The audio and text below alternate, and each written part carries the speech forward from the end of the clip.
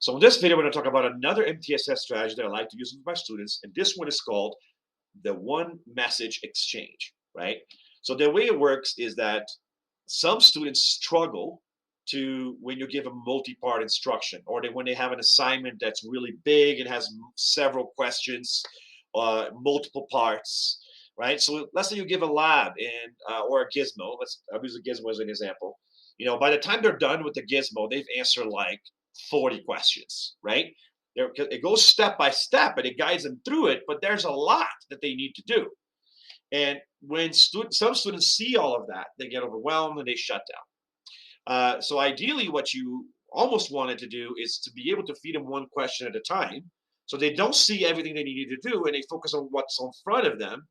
And so there are some learning management systems where you can do this. For example, you can put all the lab questions on something like Desmos. At the time I'm recording this video, it's an app that you can use.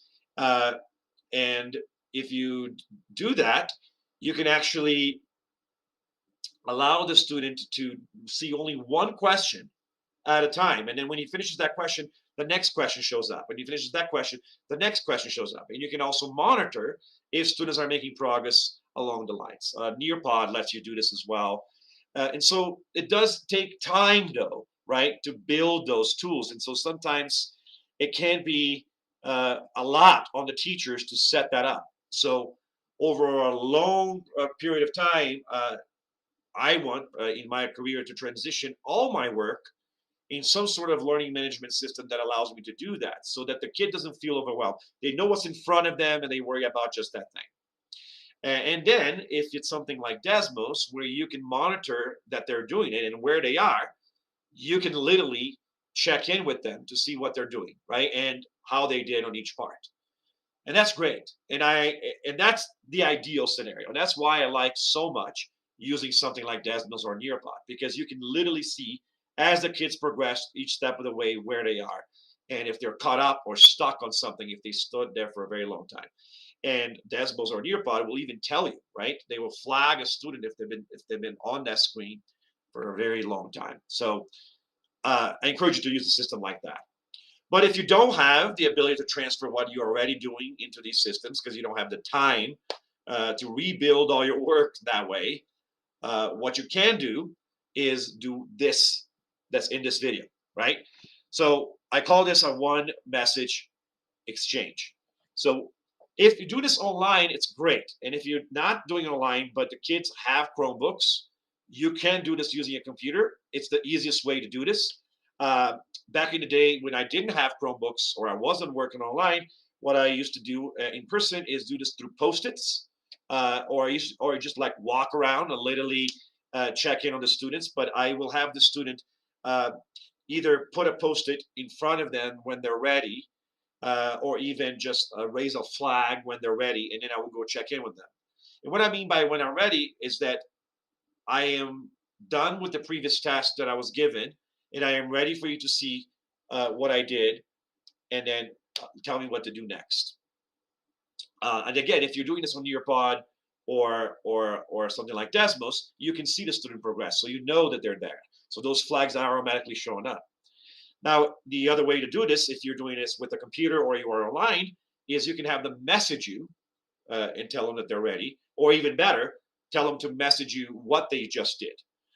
So, for example, if I'm doing a gizmo and there's multiple questions on it, I will ask them to every question, copy the text of that question and paste it on the message and send it to me. And that way, every time the question hits, I will see what you did, and I'll give you feedback on the fly, step by step. And every time you give me feedback, I will tell you what the next step is. You can guess what the next step is because this is a worksheet, just goes in order, so you can go forward and keep going. But every time you do, you should send to me so that I know what you did. You send it to me so I know the next step. And so this is the idea of having the student do one thing at a time. They get feedback one step at a time. And then they also get the next direction one step at a time. So with Desmos and Nearpod, this naturally happens, right? The feedback part is a little more complicated. You got to go back into it and look at it. And if they made a mistake, you can tell them what to do and how to fix it. Hey, go back to number 2. There's an error there. I need you to think about this. You give them maybe a question or a hint that doesn't reveal the answer for them to do some more thinking and go back to that. If you're doing this in class, it can just raise a flag. You watch, go over their head. You see what the question was. If you need to give feedback, you give it on the spot. If not, you put a little dot next to that question to symbolize that you've already looked at it. And I use a highlighter usually. You put a dot on it. And if you're doing this with a computer, they send you the message. You look at the message. If there's something that needs to be fixed, you reply to that message and tell them, give them feedback on the spot. If they're okay, they just move on, right? They go to the next step. And you can tell the student, you can keep going if you know what comes next, right? You don't have to wait for me. You can work on something that comes next. And if you really have a student that struggles, if they get a lot of tasks and you don't have a system like Nearpod or Desmos, and you're scared that if they see the entire assignment, they're just going to shut down, they really need one instruction at a time. What you can do is give the student one instruction at a time, wait for them to send you the response, and then they have to be on hold, right, when they're supposed to be waiting for feedback. But you might be working with other students and they're just sitting there doing nothing because they don't know how they did and they don't know what the next step is. That's where Nearpod and Desmos comes in, because it's a way to make sure that doesn't happen, because they will get automatically fed the next step, right? And you can do this with other learning management systems as well. But the alternative in a situation like that is you have a holding task for the student, which is every time that you reach a point where you're waiting for feedback, you switch to this other thing that you know how to do, that you're comfortable doing, and you're going to do that instead, right? So the disadvantage of that is the student has to keep switching tasks, which can be confusing for some students. But after a while, they do get good at that. So they will always have two things in their desk: the thing that they're working on one step at a time, and the thing that they're working on whenever they're on hold, right? And I give my students options, and usually those hold tasks might be fun things that they opt into. There's a whole salad bar that they can pick from, so that they can feel like this is something I chose, right? A video that I have to watch, or an activity that is really fun, that is online, or a worksheet that I feel comfortable doing because I already know it. It's from the last lesson, right? I don't need a lot of help with this. I don't need this whole one-step feedback message system that you're trying to pitch to me. But again, the ideal setup is to have something like Nearpod or Desmos, where the student gets fed one thing at a time. You get to see their work one step at a time, and you give them feedback as soon as you have a chance to do so. That is the best method. But in lieu of that method, you can do the post-it or flag, I'm ready, put the dot on the paper kind of system. You can do the send me a message with your answer every step of the way, and I'll tell you how you did, tell you the next thing you need to do if you're stuck, right? The other thing that I don't want to forget to mention is, even if they're getting the entire assignment, if they do get stuck, there's two things that they can do. They can go to their holding task, right?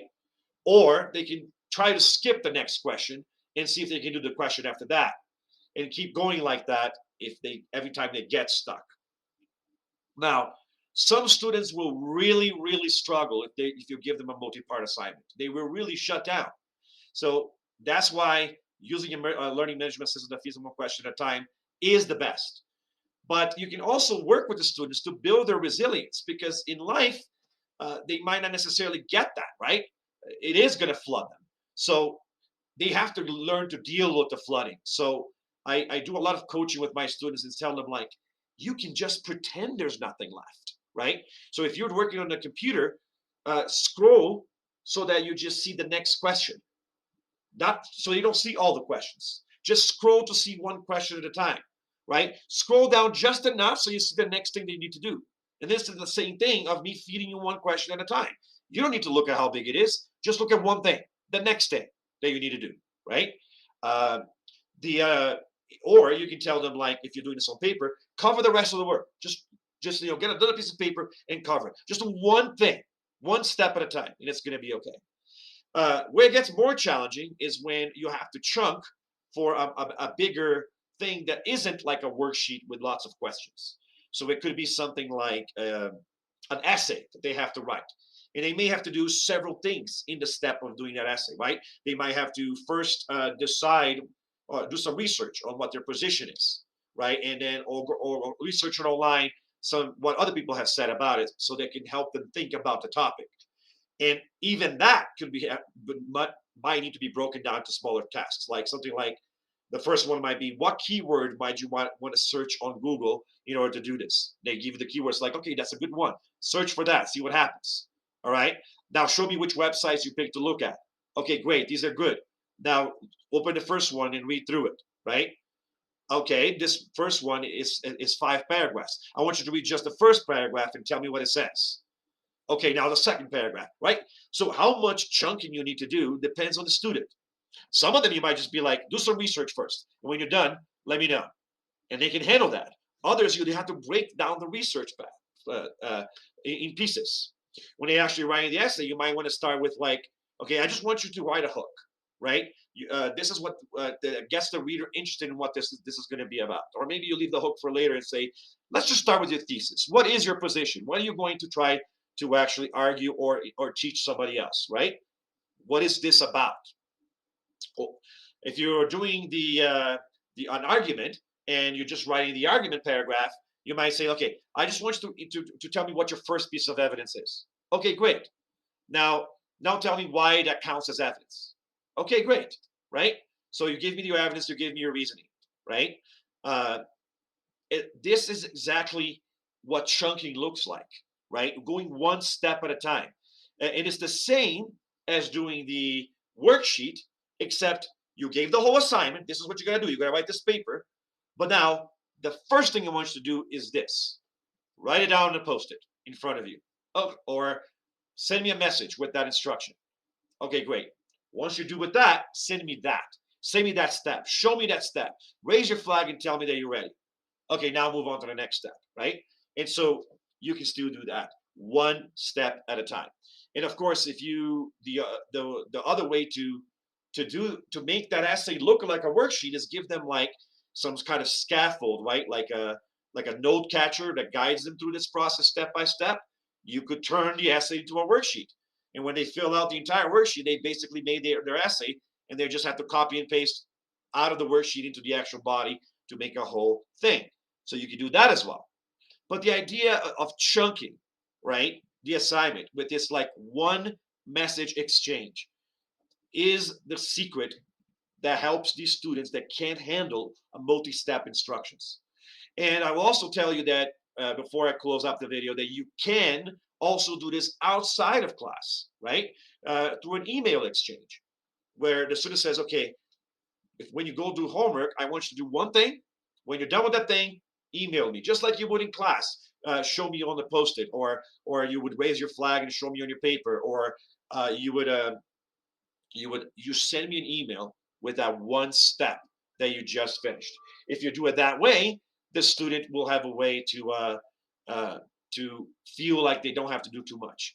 They send them an email, you see what they did, you give them feedback, or give them the next step. Then they will work on that next step. They will send you an email. You look at it, you give them feedback, and give them the next step, right? And sometimes the next step is fix it because this is not good. You're not ready for the next step.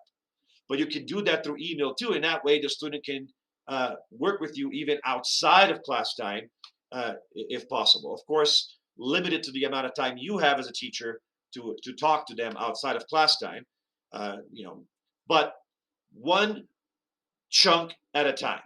And I hope I gave you some ideas on how to do that effectively, whether you are in person or online, so that you can chunk it for students.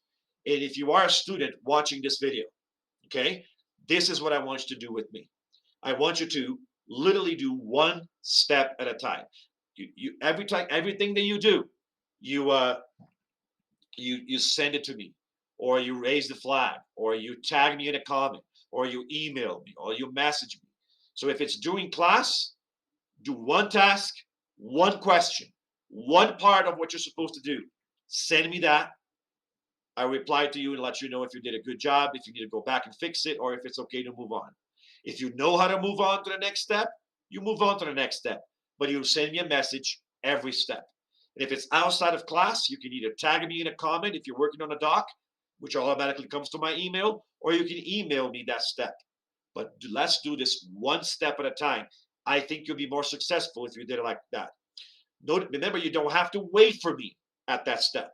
You can go uh, forward if you're ready, or you can work on something else that you feel comfortable on working on while you wait for my feedback. Okay? Hopefully this is helpful, and I'll hope to see you in the next video.